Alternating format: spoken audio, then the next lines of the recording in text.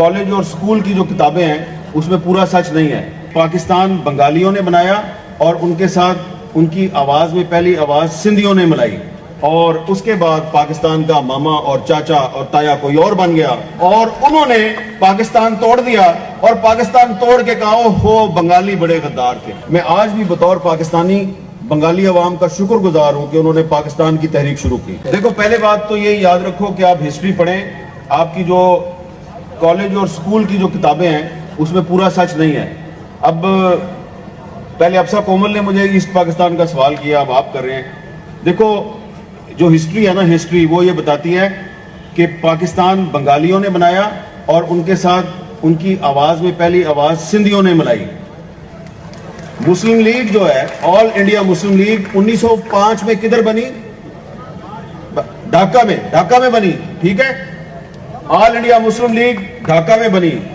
मुस्लिम league की पहली हुकूमत कहां पे आई? बंगाल में 1937 में। कौन बना यूनाइटेड बंगाल का वजीर आजम? कौन बना? ए.के. फजलुल हक। ए.के. फजलुल हक कौन था? 23 मार्च 1940 को लाहौर में पाकिस्तान रेजोल्यूशन ए.के. फजलुल हक ने पेश की और सिंध असेंबली पाकिस्तान की पहली असेंबली थी जिसने पाकिस्तान के हक में करारदाद पेश की।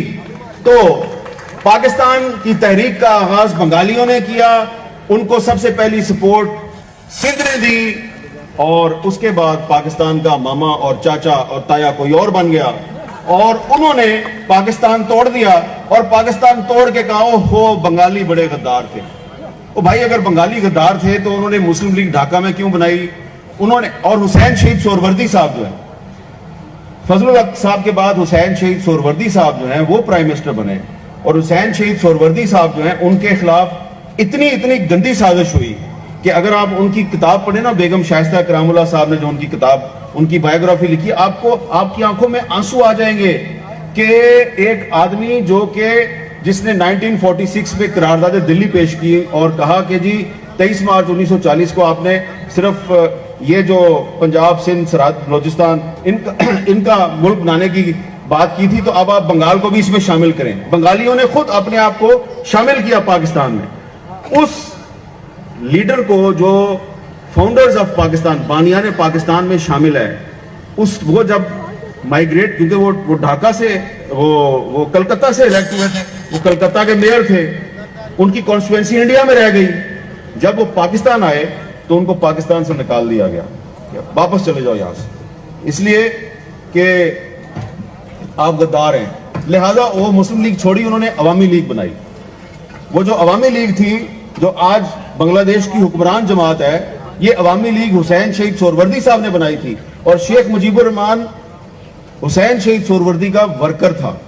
तो जिन्होंने पाकिस्तान बनाया, आपने उनको गद्दार करार देके पाकिस्तान से अलहदा कर दिया और आज जब आपके पास कोई दलील नहीं आती तो आप कहते हैं वो बंगाली गद्दार थे। इसलिए बंगाली बिल्कुल गद्दार नहीं थे, पाकिस्तान बंगालियों ने बनाया था। मैं आज भी बतौर पाकिस्तानी बंगाली अवाम का शुक्रगुजार हूं कि उन्होंने पाकिस्तान की तहरीक शुरू की।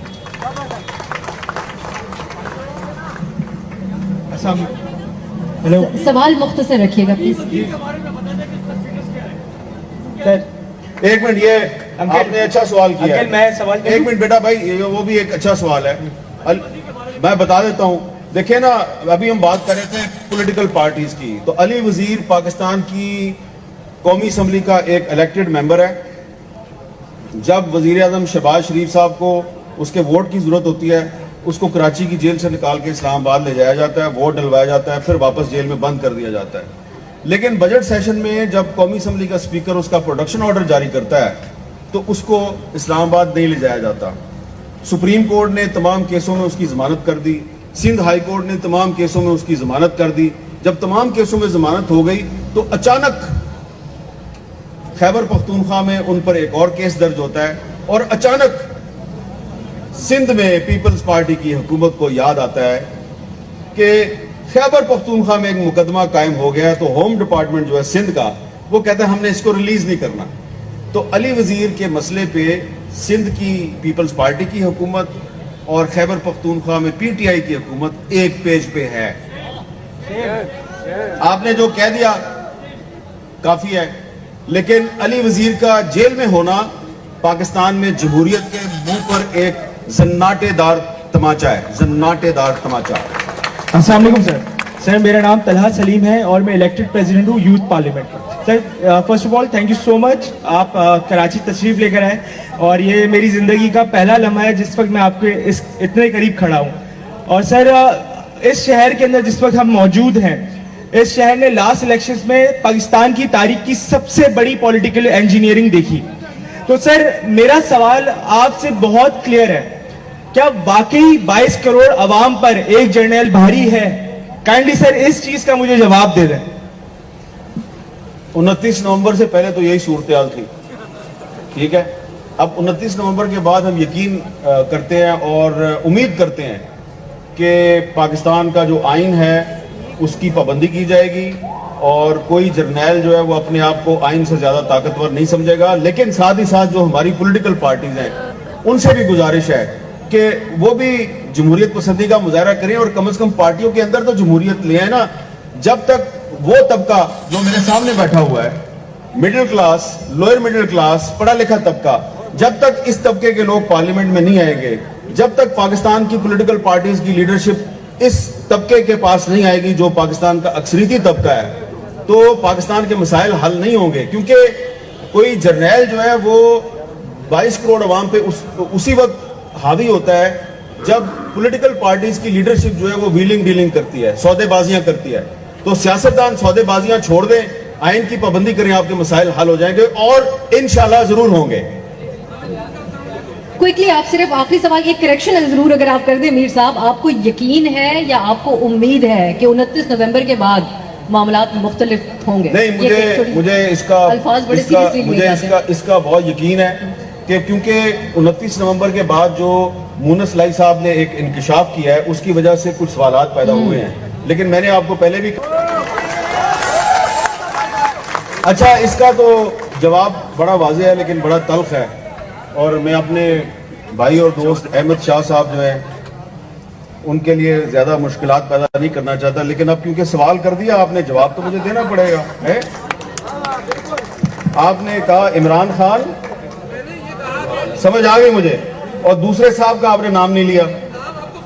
अच्छा, तो वो अकेले तो नहीं है भाई, अली वजीर भी है ना, ठीक है, मंजूर पश्तीन भी है ना, ओके सबका, और बहुत से बलोच सियासतदान भी हैं, ठीक है। तो क्या मसला है? डोमिसाइल का मसला है। इसलिए अगर मेरी बात किसी को बुरी लगी है तो वो मेरी बात मुझे गलत साबित करे और मुझे गलत साबित करने के लिए पाकिस्तान की तमाम कौमियतों के साथ बराबरी का सलूक करे। ऐसा नहीं होना चाहिए कि एक सियासतदान जिसका डोमिसाइल पंजाब का है वो आपको जो मर्जी कहे तो वो आपका फिर भी लाडला रहे, और जो सियासतदान जो है उनका डोमिसाइल दूसरे सूबों का है उनकी छोटी छोटी बातों को बुनियाद बना के आप उन पर पाबंदियां लगा दें। ये इम्तियाजी सलूक बंद होना चाहिए। बस खत्म हो गया जी। आप लोगों का बहुत बहुत शुक्रिया।